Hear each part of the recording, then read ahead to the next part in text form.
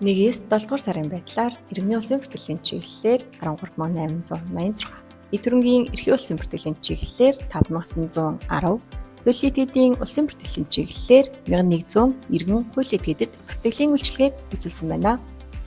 Нийт хүн амын тоо 85111. Үүнээс гадаад паспортын машинаар 539, нүт машины лавлгаа үйлчилгээг 3747, e-бизнес сайтаар 1074 иргэнд үйлчилсэн бол иргэний улсын бүртгэлийн чиглэлээр төрсний бүртгэл 692, гэрэлтийн бүртгэл 131, нас барсны бүртгэл 271,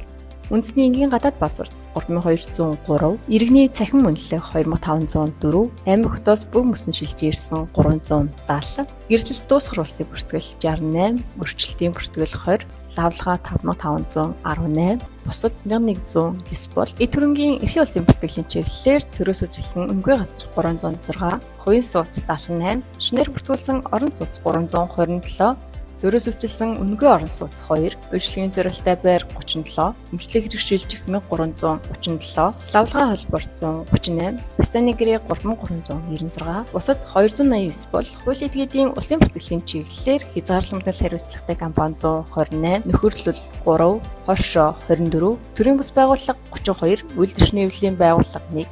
бусад 912 иргэн бүртгэлийн үйлчилгээг үзүүлсэн байна.